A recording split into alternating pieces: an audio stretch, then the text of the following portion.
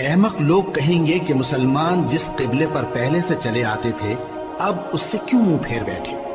تم کہہ دو کہ مشرق اور مغرب سب اللہ ہی کا ہے، وہ جس کو چاہتا ہے سیدھے رستے پر چلاتا ہے، اور اسی طرح ہم نے تم کو امت معتدل بنایا ہے تاکہ تم لوگوں پر گواہ بنو اور پیغمبر آخر الزمان صلی اللہ علیہ وآلہ وسلم تم پر گواہ بنے۔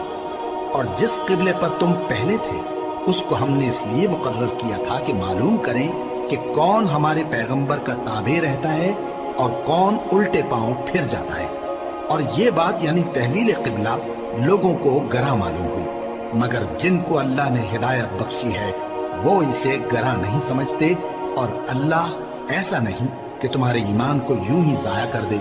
اللہ تو لوگوں پر بڑا مہربان ہے، صاحب رحمت ہے۔ اے پیغمبر صلی اللہ علیہ وآلہ وسلم، ہم تمہارا آسمان کی طرف منہ اٹھانا دیکھ رہے ہیں، سو ہم تم کو اسی قبلے کی طرف جس کو تم پسند کرتے ہو منہ کرنے کا حکم دیں گے۔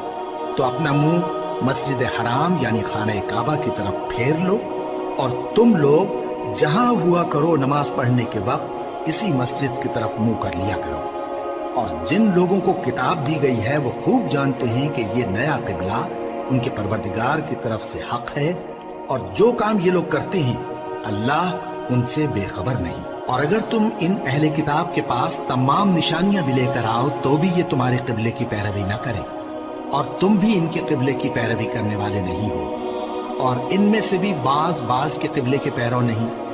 اور اگر تم باوجود اس کے کہ تمہارے پاس علم یعنی اللہ کا حکم آ چکا ہے ان کی خواہشوں کے پیچھے چلو گے تو ظالموں میں ہو جاؤ گے۔ جن لوگوں کو ہم نے کتاب دی ہے وہ ان پیغمبر آخر الزمان صلی اللہ علیہ وآلہ وسلم کو اس طرح پہچانتے ہیں جس طرح اپنے بیٹوں کو پہچانا کرتے ہیں، مگر ایک فریق ان میں سے سچی بات کو جان بوجھ کر چھپا رہا ہے۔ اے پیغمبر صلی اللہ علیہ وآلہ وسلم، یہ نیا قبلہ تمہارے پروردگار کی طرف سے حق ہے، تو تم ہرگز شک کرنے والوں میں نہ ہونا، اور ہر ایک شخص کے لیے ایک سمت مقرر ہے جدھر وہ عبادت کے وقت منہ کیا کرتا ہے۔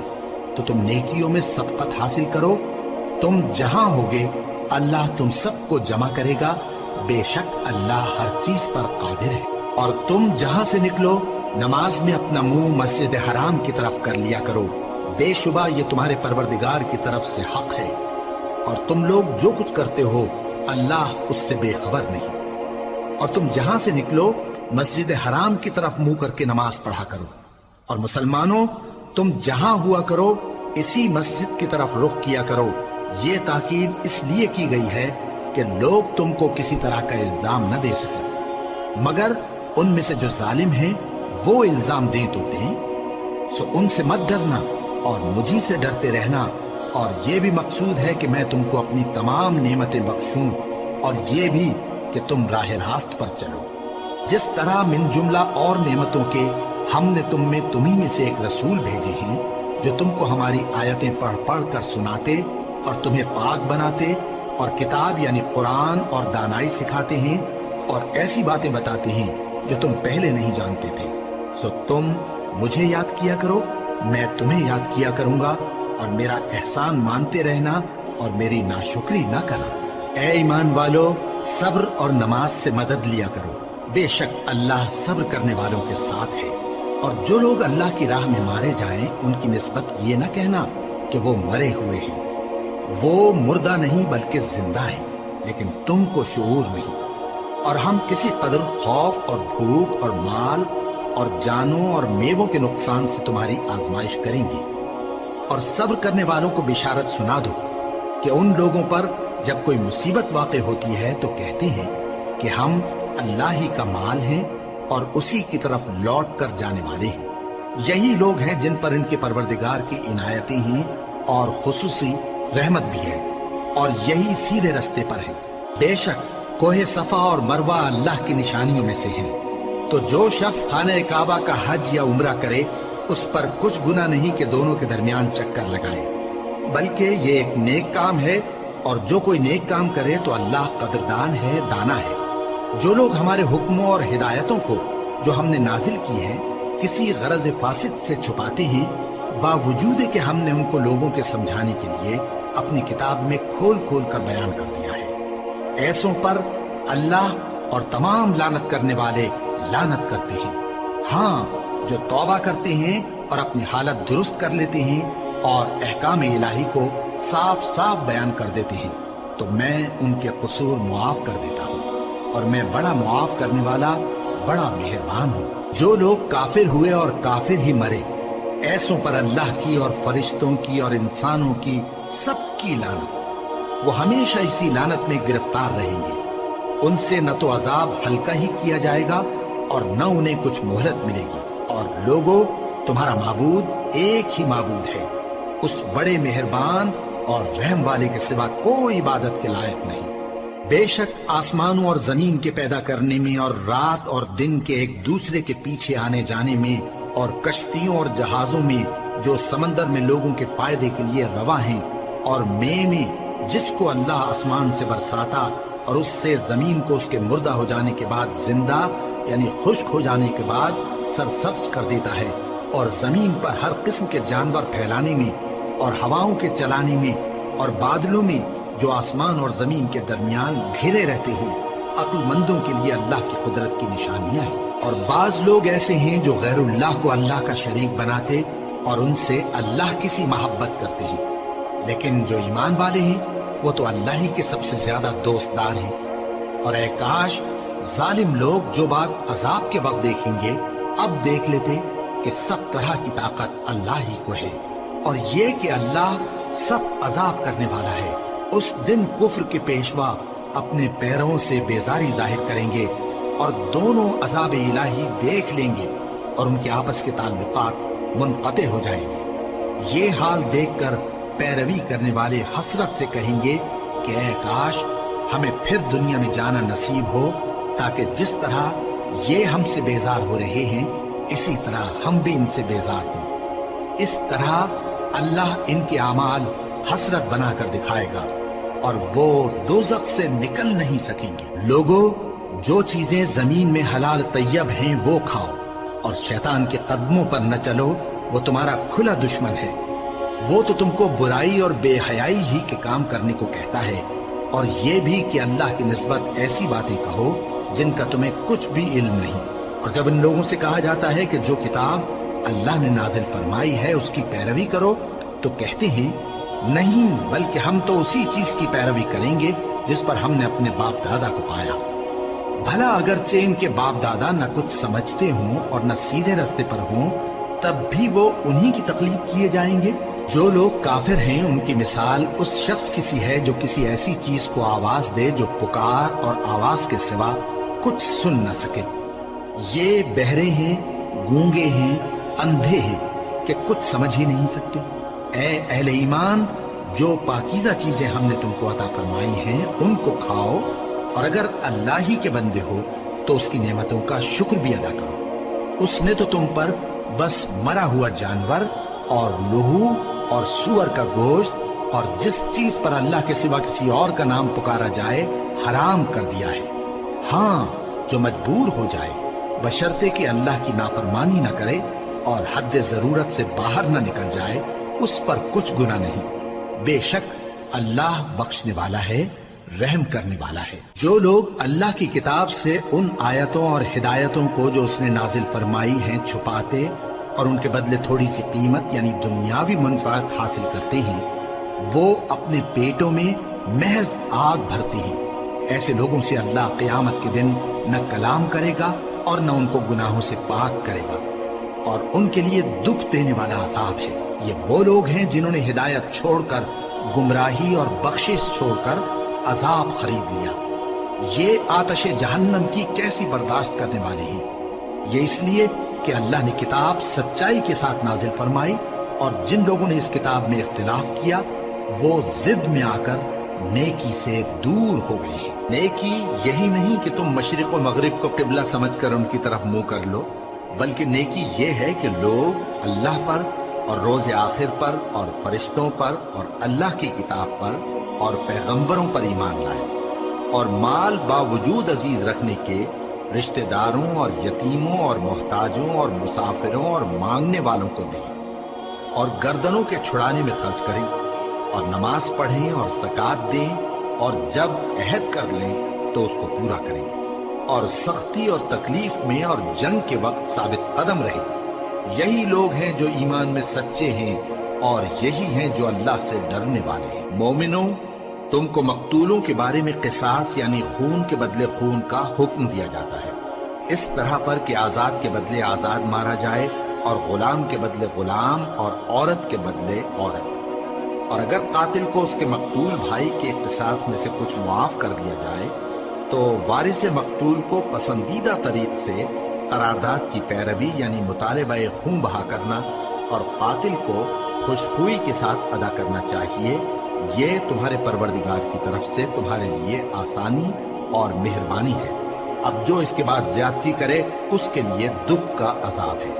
اور اے اہل عقل، حکم قصاص میں تمہاری زندگانی ہے کہ تم قتل و خونریزی سے بچو۔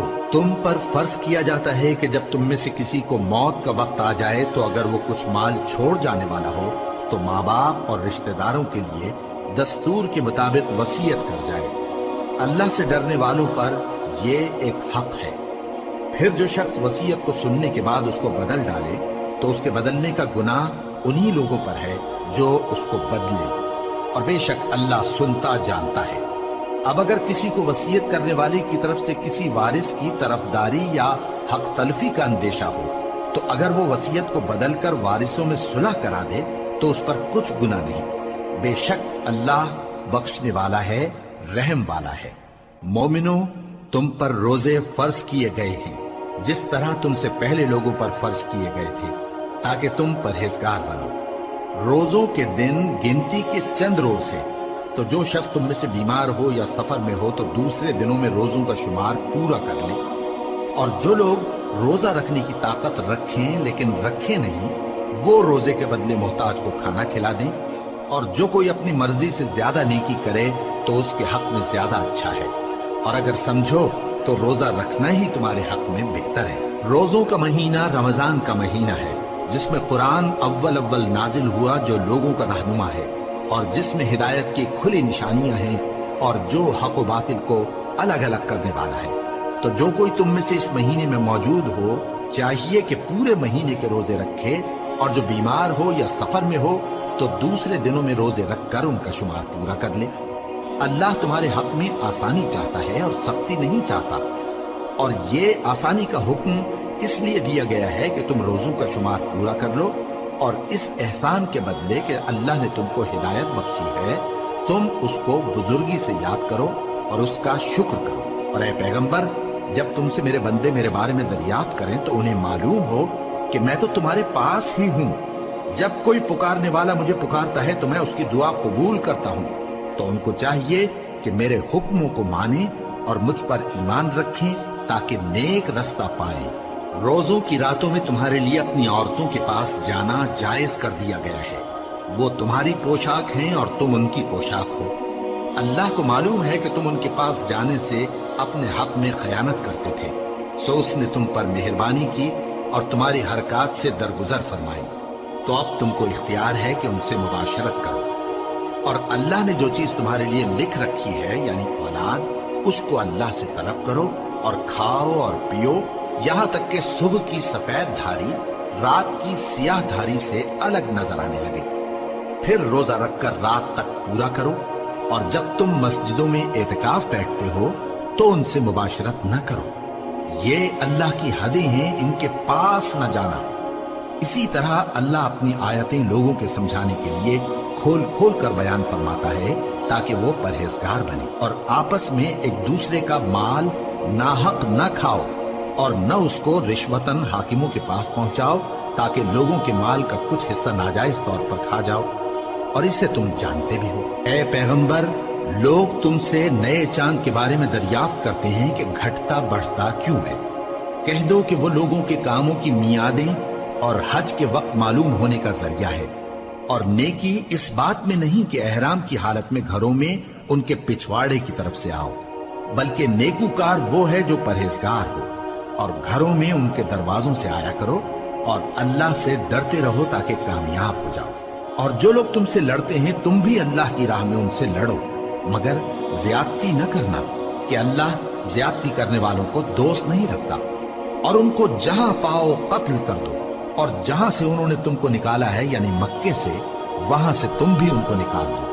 और दीन से गुमराह करने का फसाद कत्लो खूरेजी से कहीं बढ़कर है। और जब तक वो तुमसे मस्जिद हराम यानी खाने काबा के पास न लड़े, तुम भी वहां उनसे न लड़ना। हाँ, अगर वो तुमसे लड़े तो तुम उनको कत्ल कर डालो।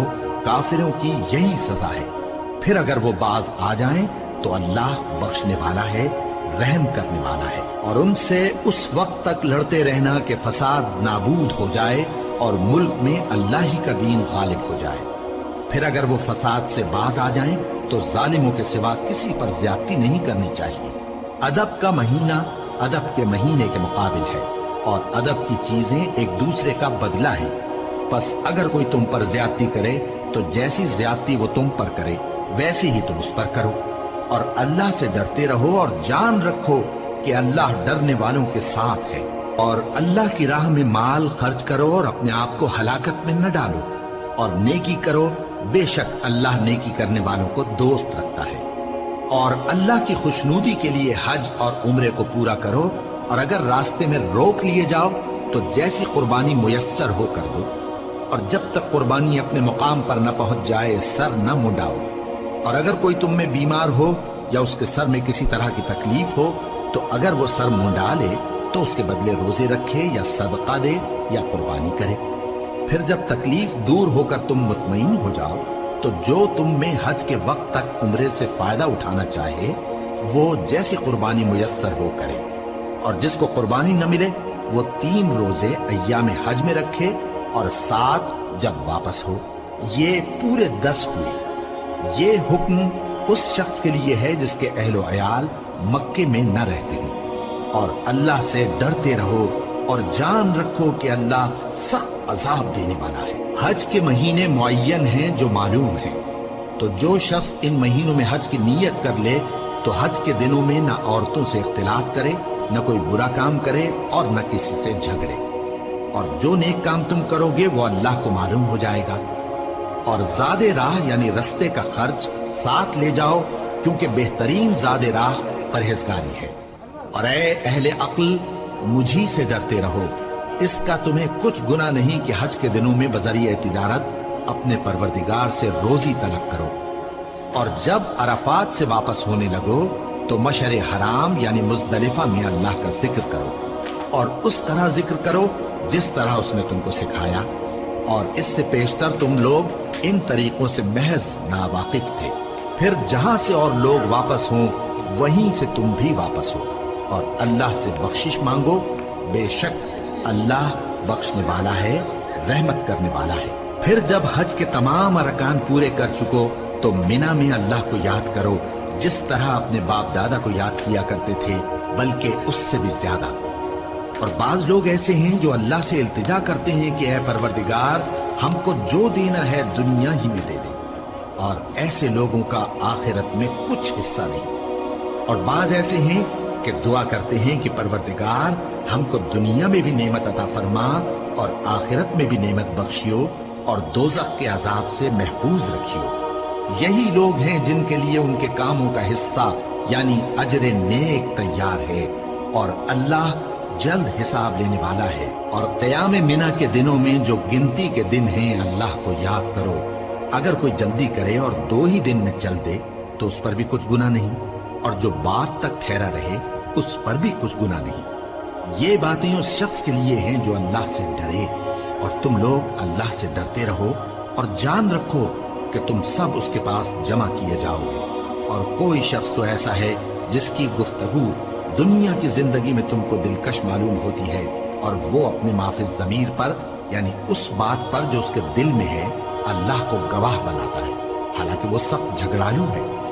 और जब पीठ फेर कर चला जाता है तो जमीन में दौड़ता फिरता है ताकि उसमें फितना अंगेजी करे और खेती को बर्बाद और इंसानों और हैवानों की नस्ल को नाबूद कर दे। और अल्लाह फितना अंगेजी को पसंद नहीं करता। और जब उससे कहा जाता है कि अल्लाह से खौफ कर तो गुरूर उसको गुनाह में फंसा देता है। सो उसको जहन्नम काफी है और वो बहुत बुरा ठिकाना है। اور کوئی شخص ایسا ہے کہ اللہ کی خوشنودی حاصل کرنے کے لیے اپنی جان بیچ ڈالتا ہے، اور اللہ بندوں پر بہت مہربان ہے۔ مومنو، اسلام میں پورے پورے داخل ہو جاؤ اور شیطان کے پیچھے نہ چلو، وہ تو تمہارا کھلا دشمن ہے۔ پھر اگر تم احکام روشن پہنچ جانے کے بعد لڑکھڑا جاؤ تو جان رکھو کہ اللہ غالب ہے، حکمت والا ہے۔ کیا یہ لوگ اسی بات کے منتظر ہیں کہ ان پر اللہ کا عذاب بادل کے سائبانوں میں نازل ہو اور فرشتے بھی اتر آئیں اور کام تمام کر دیا جائے؟ اور سب کاموں کا رجوع اللہ ہی کی طرف ہے۔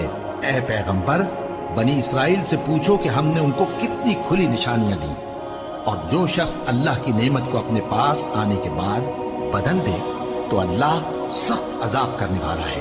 اور جو کافر ہیں ان کے لیے دنیا کی زندگی خوشنما کر دی گئی ہے، اور وہ مومنوں سے تمسخر کرتی ہیں، لیکن جو پرہیزگار ہیں وہ قیامت کے دن ان سے اوپر ہوں گے۔ اور اللہ جس کو چاہتا ہے بے حساب رزق دیتا ہے۔ پہلے تو سب لوگوں کا ایک ہی مذہب تھا، لیکن وہ آپس میں اختلاف کرنے لگے تو اللہ نے ان کی طرف بشارت دینے والے اور ڈر سنانے والے پیغمبر بھیجے، اور ان پر سچائی کے ساتھ کتابیں نازل کی، تاکہ جن امور میں لوگ اختلاف کرتے تھے ان کا ان میں فیصلہ کر دے۔ اور اس میں اختلاف بھی انہی لوگوں نے کیا جن کو کتاب دی گئی تھی، باوجود کہ ان کے پاس کھلے ہوئے احکام آ چکے تھے، اور یہ اختلاف انہوں نے صرف آپس کی ضد سے کیا۔ تو جس امر حق میں وہ اختلاف کرتے تھے اللہ نے اپنی مہربانی سے مومنوں کو اس کی راہ دکھا دی، اور اللہ جس کو چاہتا ہے سیدھا رستہ دکھا دیتا ہے۔ کیا تم یہ خیال کرتے ہو کہ یوں ہی بہشت میں داخل ہو جاؤ گے، اور ابھی تم کو پہلے لوگوں کی سی مشکلیں تو پیش آئی ہی نہیں؟ ان کو بڑی بڑی سختیاں اور تکلیفیں پہنچیں، اور وہ صعوبتوں میں ہلا ہلا دیے گئے، یہاں تک کہ پیغمبر اور مومن لوگ جو ان کے ساتھ تھے سب پکار اٹھے کہ کب اللہ کی مدد آئے گی۔ دیکھو، اللہ کی مدد عنقریب آیا چاہتی ہے۔ اے نبی، لوگ تم سے پوچھتے ہیں کہ اللہ کی راہ میں کس طرح کا مال خرچ کریں۔ کہہ دو کہ جو چاہو خرچ کرو، لیکن جو مال خرچ کرنا چاہو وہ درجہ بدرجہ اہل استحقاق یعنی ماں باپ کو اور قریب کے رشتہ داروں کو اور یتیموں کو اور محتاجوں کو اور مسافروں کو سب کو دو، اور جو بھلائی تم کرو گے اللہ اس کو جانتا ہے۔ مسلمانوں، تم پر اللہ کے رستے میں لڑنا فرض کر دیا گیا ہے، اور وہ تمہیں ناگوار تو ہوگا، مگر عجب نہیں کہ ایک چیز تم کو بری لگے اور وہ تمہارے حق میں بھلی ہو، اور عجب نہیں کہ ایک چیز تم کو بھلی لگے اور وہ تمہارے لیے مضر ہو، اور ان باتوں کو اللہ ہی بہتر جانتا ہے اور تم نہیں جانتے۔ اے پیغمبر، لوگ تم سے عزت والے مہینوں میں لڑائی کرنے کے بارے میں دریافت کرتے ہیں، کہہ دو کہ ان میں لڑنا بڑا گناہ ہے، اور اللہ کی راہ سے روکنا اور اس سے کفر کرنا اور مسجد حرام یعنی خانہ کعبہ میں جانے سے بند کرنا اور اہل مسجد کو اس میں سے نکال دینا جو یہ کفار کرتے ہیں، اللہ کے نزدیک اس سے بھی زیادہ گناہ ہے، اور فتنہ انگیزی خونریزی سے بھی بڑھ کر ہے۔ اور یہ لوگ ہمیشہ تم سے لڑتے رہیں گے، یہاں تک کہ اگر مقدور رکھیں تو تم کو تمہارے دین سے پھیر دے، اور جو کوئی تم میں سے اپنے دین سے پھر کر کافر ہو جائے گا اور کافر ہی مرے گا تو ایسے لوگوں کے اعمال دنیا اور آخرت دونوں میں برباد ہو جائیں گے، اور یہی لوگ دوزخ میں جانے والے ہیں جس میں ہمیشہ رہیں گے۔ جو لوگ ایمان لائے اور اللہ کے لیے وطن چھوڑ گئے اور کفار سے جنگ کرتے رہے وہی اللہ کی رحمت کے امیدوار ہیں، اور اللہ بخشنے والا ہے، رحمت کرنے والا ہے۔ اے پیغمبر، لوگ تم سے شراب اور جوئے کا حکم دریافت کرتے ہیں، کہہ دو کہ ان میں گناہ بڑے ہیں اور لوگوں کے لیے کچھ فائدے بھی ہیں، مگر ان کے گناہ فائدوں سے کہیں زیادہ ہیں۔ اور یہ بھی تم سے پوچھتے ہیں کہ اللہ کی راہ میں کون سا مال خرچ کریں، کہہ دو کہ جو ضرورت سے زیادہ ہو۔ اس طرح اللہ تمہارے لیے اپنے احکام کھول کھول کر بیان فرماتا ہے تاکہ تم سوچو، یعنی دنیا اور آخرت کی باتوں میں غور کرو۔ اور تم سے یتیموں کے بارے میں بھی دریافت کرتے ہیں، کہہ دو کہ ان کی حالت کی اصلاح بہت اچھا کام ہے، اور اگر تم ان سے مل جل کر رہنا یعنی خرچ اکٹھا رکھنا چاہو تو وہ تمہارے بھائی ہیں، اور اللہ خوب جانتا ہے کہ خرابی کرنے والا کون ہے اور اصلاح کرنے والا کون۔ اور اگر اللہ چاہتا تو تم کو تکلیف میں ڈال دیتا، بے شک اللہ غالب ہے، حکمت والا ہے۔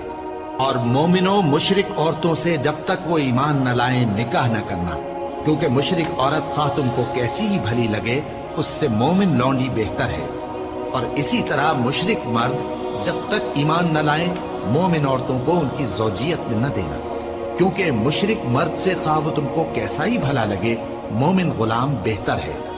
یہ مشرک لوگوں کو دوزخ کی طرف بلاتی ہیں، اور اللہ اپنی مہربانی سے بہشت اور بخشش کی طرف بلاتا ہے، اور اپنے حکم لوگوں سے کھول کھول کر بیان کرتا ہے تاکہ نصیحت حاصل کریں۔ اور تم سے حیض کے بارے میں دریافت کرتے ہیں، کہہ دو وہ تو نجاست ہے، سو ایام حیض میں عورتوں سے کنارہ کش رہو، اور جب تک وہ پاک نہ ہو جائیں ان سے مقاربت نہ کرو۔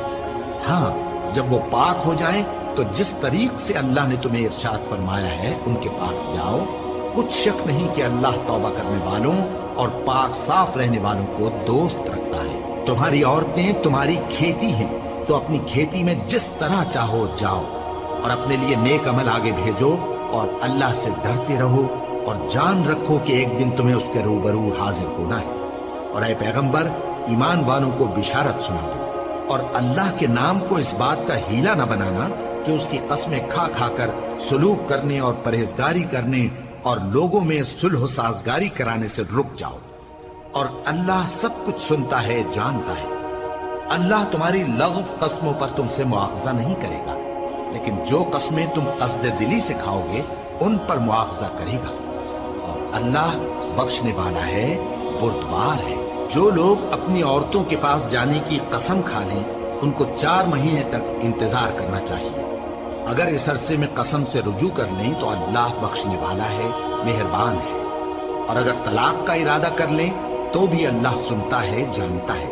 اور طلاق والی عورتیں 3 حیض تک اپنے تئیں روکے رہیں، اور اگر وہ اللہ اور روز قیامت پر ایمان رکھتی ہیں تو ان کو جائز نہیں کہ اللہ نے جو کچھ ان کے شکم میں پیدا کیا ہے اس کو چھپائیں۔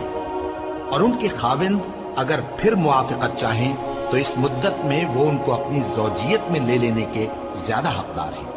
اور عورتوں کا حق مردوں پر ویسا ہی ہے جیسے دستور کے مطابق مردوں کا حق عورتوں پر ہے، البتہ مردوں کو عورتوں پر 1 درجہ فضیلت ہے، اور اللہ غالب ہے، صاحب حکمت ہے۔ طلاق صرف 2 بار ہے، یعنی جب 2 دفعہ طلاق دے دی جائے تو پھر عورتوں کو یا تو بطریق شائستہ نکاح میں رہنے دینا ہے یا بھلائی کے ساتھ چھوڑ دینا۔ اور یہ جائز نہیں کہ جو مہر تم ان کو دے چکے ہو اس میں سے کچھ واپس لے لو۔ ہاں اگر زن و شوہر کو خوف ہو کہ وہ اللہ کی حدوں کو قائم نہیں رکھ سکیں گے تو اگر عورت خاوند کے ہاتھ سے رہائی پانے کے بدلے میں کچھ دے ڈالے تو دونوں پر کچھ گناہ نہیں۔ یہ اللہ کی مقرر کی ہوئی حدیں ہیں، ان سے باہر نہ نکلنا، اور جو لوگ اللہ کی حدوں سے باہر نکل جائیں گے وہ گناہگار ہوں گے۔ پھر اگر شوہر 2 طلاقوں کے بعد تیسری طلاق عورت کو دے دے تو اس کے بعد جب تک عورت کسی دوسرے شخص سے نکاح نہ کر لے اس پہلے شوہر پر حلال نہ ہوگی۔ ہاں اگر دوسرا خاوند بھی طلاق دے دے اور عورت اور پہلا خاوند پھر ایک دوسرے کی طرف رجوع کر لیں تو ان پر کچھ گناہ نہیں، بشرطے کہ دونوں یقین کریں کہ اللہ کی حدوں کو قائم رکھ سکیں گے، اور یہ اللہ کی حدیں ہیں، ان کو وہ ان لوگوں کے لیے بیان فرماتا ہے جو علم رکھتے ہیں۔ اور جب تم عورتوں کو 2 دفعہ طلاق دے چکو اور ان کی عدت پوری ہو جائے تو انہیں یا تو حسن سلوک سے نکاح میں رہنے دو یا بطریق شائستہ رخصت کر دو، اور اس نیت سے ان کو نکاح میں نہ رہنے دینا چاہیے کہ انہیں تکلیف دو اور ان پر زیادتی کرو، اور جو ایسا کرے گا وہ اپنا ہی نقصان کرے گا۔ اور اللہ کے احکام کو ہنسی اور کھیل نہ بناؤ، اور اللہ نے تم کو جو نعمتیں بخشی ہیں اور تم پر جو کتاب اور دانائی کی باتیں نازل کی ہیں جن سے وہ تمہیں نصیحت فرماتا ہے ان کو یاد کرو، اور اللہ سے ڈرتے رہو، اور جان رکھو کہ اللہ ہر چیز سے واقف ہے۔ اور جب تم عورتوں کو طلاق دے چکو اور ان کی عدت پوری ہو جائے تو ان کو اپنے شوہروں کے ساتھ جب وہ آپس میں جائز طور پر راضی ہو جائیں نکاح کرنے سے مت روکو۔ اس حکم سے اس شخص کو نصیحت کی جاتی ہے جو تم میں اللہ اور روز آخر پر یقین رکھتا ہے۔ یہ تمہارے لیے نہایت خوب اور بہت پاکیزگی کی بات ہے، اور اللہ جانتا ہے اور تم نہیں جانتے۔ اور مائیں اپنے بچوں کو پورے 2 سال دودھ پلائیں یہ حکم اس شخص کے لیے ہے جو پوری مدت تک دودھ پلوانا چاہے، اور دودھ پلانے والی ماؤں کا کھانا اور کپڑا دستور کے مطابق باپ کے ذمے ہوگا۔ کسی شخص کو اس کی طاقت سے زیادہ تکلیف نہیں دی جاتی، تو یاد رکھو کہ نہ تو ماں کو اس کے بچے کے سبب نقصان پہنچایا جائے اور نہ باپ کو اس کی اولاد کی وجہ سے نقصان پہنچایا جائے، اور اسی طرح نان و نفقہ بچے کے وارث کے ذمے ہے۔ اور اگر دونوں یعنی ماں باپ آپس کی رضامندی اور صلاح سے بچے کا دودھ چھڑانا چاہیں تو ان پر کچھ گناہ نہیں، اور اگر تم اپنی اولاد کو دودھ پلوانا چاہو تو تم پر کچھ گناہ نہیں، بشرطے کہ تم دودھ پلانے والیوں کو دستور کے مطابق ان کا حق جو تم نے دینا کیا تھا دے دو، اور اللہ سے ڈرتے رہو اور جان رکھو کہ جو کچھ تم کرتے ہو اللہ اس کو دیکھ رہا ہے۔ اور جو لوگ تم میں سے مر جائیں اور عورتیں چھوڑ جائیں تو وہ عورتیں 4 مہینے اور 10 دن اپنے آپ کو روکے رہیں، اور جب یہ عدت پوری کر چکیں اور اپنے حق میں پسندیدہ کام یعنی نکاح کر لیں تو تم پر کچھ گناہ نہیں، اور اللہ تمہارے سب کاموں سے واقف ہے۔ اگر تم اشارے کنائے میں عورتوں کو نکاح کا پیغام بھیجو یا نکاح کی خواہش کو اپنے دلوں میں مخفی رکھو تو تم پر کچھ گناہ نہیں۔ اللہ کو معلوم ہے کہ تم ان سے نکاح کا ذکر کرو گے، مگر ایام عدت میں اس کے سوا کے دستور کے مطابق کوئی بات کہہ دو، پوشیدہ طور پر ان سے قول و قرار نہ کرنا، اور جب تک عدت پوری نہ ہو لے نکاح کا پختہ ارادہ نہ کرنا، اور جان رکھو کہ جو کچھ تمہارے دلوں میں ہے اللہ کو سب معلوم ہے، تو اس سے ڈرتے رہو اور جان رکھو کہ اللہ بخشنے والا ہے، حلم والا ہے۔ اور اگر تم عورتوں کو ان کے پاس جانے یا ان کا مہر مقرر کرنے سے پہلے طلاق دے دو تو تم پر کچھ گناہ نہیں، ہاں ان کو دستور کے مطابق کچھ خرچ ضرور دو، یعنی مقدور والا اپنے مقدور کے مطابق دے اور تنگ دست اپنی حیثیت کے مطابق۔ نیک لوگوں پر یہ ایک طرح کا حق ہے۔ اور اگر تم عورتوں کو ان کے پاس جانے سے پہلے طلاق دے دو لیکن مہر مقرر کر چکے ہو تو آدھا مہر دینا ہوگا۔ ہاں اگر عورتیں مہر بخش دیں یا مرد جن کے ہاتھ میں عقد نکاح ہے اپنا حق چھوڑ دیں اور پورا مہر دے دیں تو ان کو اختیار ہے، اور اگر تم مرد لوگ ہی اپنا حق چھوڑ دو تو یہ پرہیزگاری کی بات ہے، اور آپس میں بھلائی کرنے کو فراموش نہ کرنا۔ کچھ شک نہیں کہ اللہ تمہارے سب کاموں کو دیکھ رہا ہے۔ مسلمانوں، سب نمازیں خصوصاً بیچ کی نماز یعنی نماز عصر پورے اہتمام کے ساتھ ادا کرتے رہو اور اللہ کے آگے ادب سے کھڑے رہا کرو۔ پھر اگر تم خوف کی حالت میں ہو تو پیادے یا سوار جس حال میں ہو نماز پڑھ لو۔ پھر جب امن و اطمینان ہو جائے تو جس طریق سے اللہ نے تم کو سکھایا ہے جو تم پہلے نہیں جانتے تھے اللہ کو یاد کرو۔ اور جو لوگ تم میں سے مر جائیں اور عورتیں چھوڑ جائیں وہ اپنی عورتوں کے حق میں وصیت کر جائیں کہ ان کو 1 سال تک خرچ دیا جائے اور گھر سے نہ نکالی جائے۔ ہاں اگر وہ خود گھر سے چلی جائیں اور اپنے حق میں پسندیدہ کام یعنی نکاح کر لیں تو تم پر کچھ گناہ نہیں، اور اللہ زبردست ہے، حکمت والا ہے۔ اور مطلقہ عورتوں کو بھی دستور کے مطابق نان و نفقہ دینا چاہیے، پرہیزگاروں پر یہ بھی حق ہے۔ اسی طرح اللہ اپنے احکام تمہارے لیے بیان فرماتا ہے تاکہ تم سمجھو۔ بھلا تم نے ان لوگوں کو نہیں دیکھا جو شمار میں ہزاروں ہی تھے اور موت کے ڈر سے اپنے گھروں سے نکل بھاگے تھے، تو اللہ نے ان کو حکم دیا کہ مر جاؤ، پھر ان کو زندہ بھی کر دیا۔ کچھ شک نہیں کہ اللہ لوگوں پر مہربانی رکھتا ہے، لیکن اکثر لوگ شکر نہیں کرتے۔ اور مسلمانوں، اللہ کی راہ میں جہاد کرو اور جان رکھو کہ اللہ سب کچھ سنتا ہے، سب کچھ جانتا ہے۔ کون ہے کہ اللہ کو قرض